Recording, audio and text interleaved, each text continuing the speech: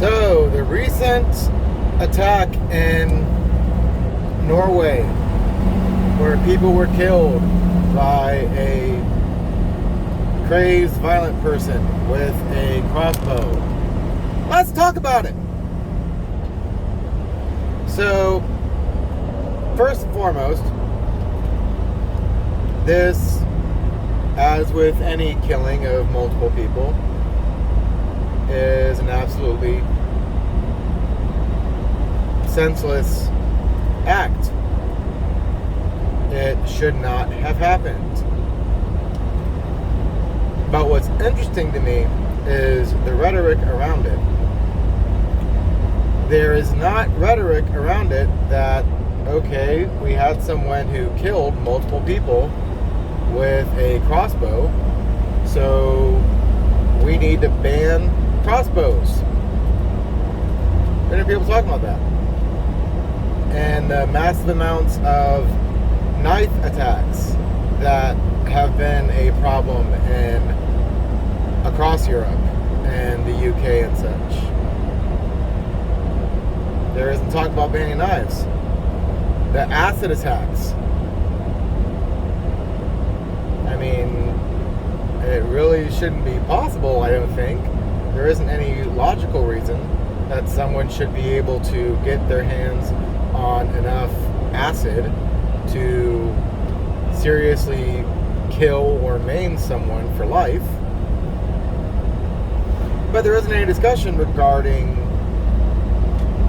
making it to where folks can't get acid all willy-nilly. And what's super interesting is Gen Xers and Zennials will recall the Oklahoma City bombing with Timothy McVeigh. Lone, crazed, violent person wanted to kill a bunch of people. Was able to get a U-Haul truck and fashion a bomb utilizing the U-Haul truck. And the truck was filled with anhydrous ammonia fertilizer, making a very potent and bomb that caused a lot of death to folks. And in the state of Illinois, farmers who utilize anhydrous ammonia fertilizer have until April of 2022 to comply with the certified growers thing or whatever. And the Oklahoma City bombing was back in the 90s. Funny thing that. It's almost as though the narrative and the focus of these terrible events of mass murder and what have you, it's almost as though there should be more of a focus on sorting out why people do these things and not a primary focus on how they're doing these things.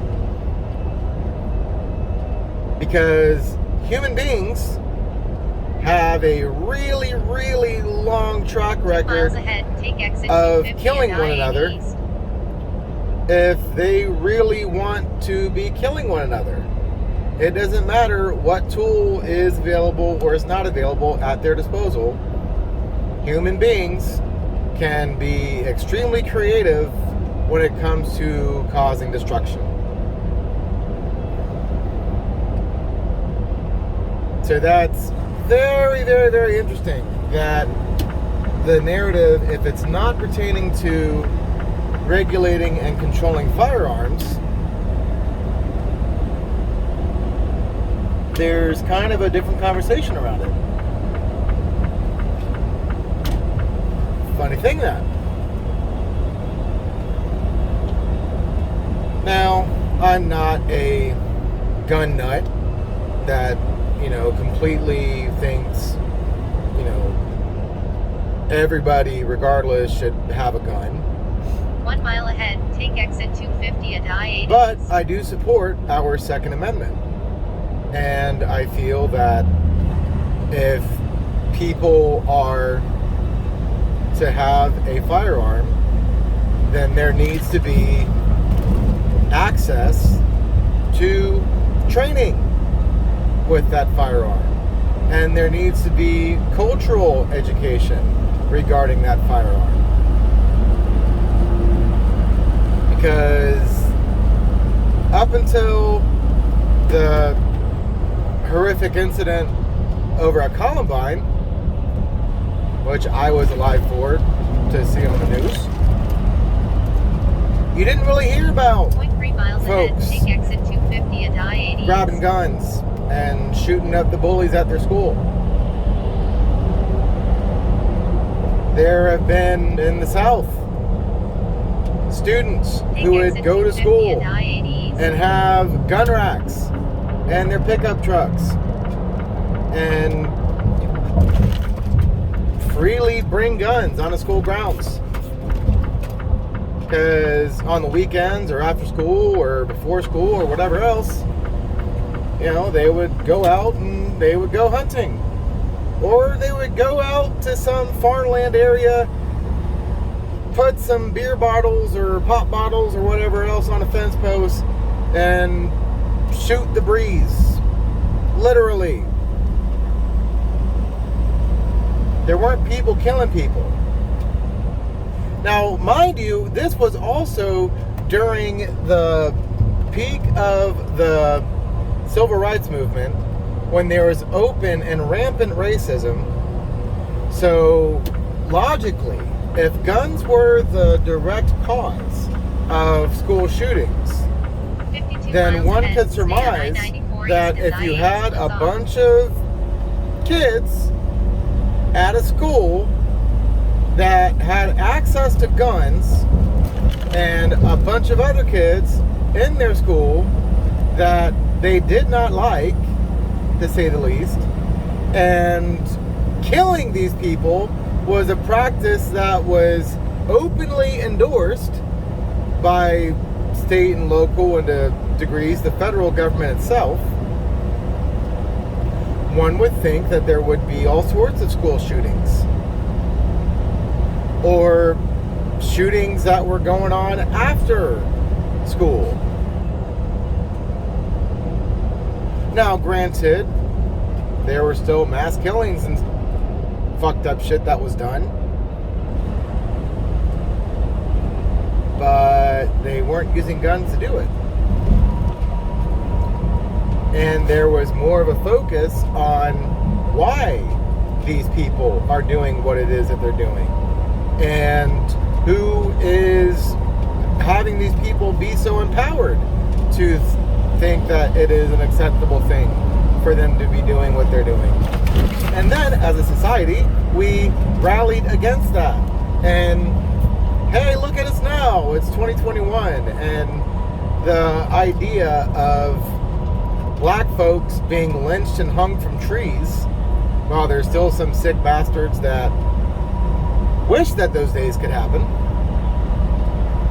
That, in general, is not a thing that we as a society even remotely endorse or condone. And that is something that, in general, we as a society look at as an absolutely horrific chapter of our shared history.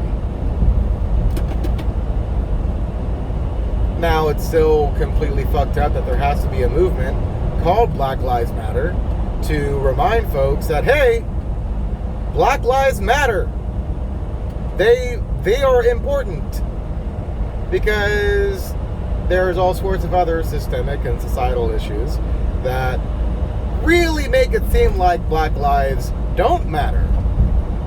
And police officers are able to be openly racist, and how they perceive black people as threats. And there has been some hard-fought, literal blood, sweat, tears, and death happening. But again, with those deaths of the Philando Castiles and the Eric Garners and Tamir Rice and Sandra Bland, and the fact that there are so many names,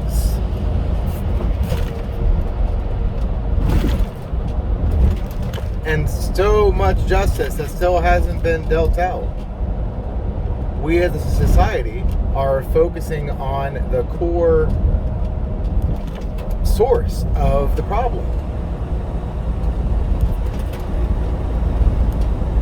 Yet when it comes to firearms and crazed people killing each other with firearms, the conversation has been for decades. And to the conservatives, your boy Ronald Reagan was really interested in gun control when it was the Black Panther Party that was supporting and condoning the Second Amendment and encouraging people within the Black Panther Party to go get guns and gain proficiency in the usage of guns. That wasn't a state organization. That was a community-led militia organization. Then Governor Ronnie Reagan, he didn't care for that too much, and nor did his conservative buddies at the time. And the NRA definitely wasn't coming to the aid of the Black Panther Party. Kind of interesting. So yeah, let's take this same energy that we're doing regarding Norway and sorting out how that happened and why it happened, and let's go ahead and apply that energy to all acts of extreme violence and mass murders and things of that sort. Perhaps we might actually get to a solution and solve the damn problem. Imagine that!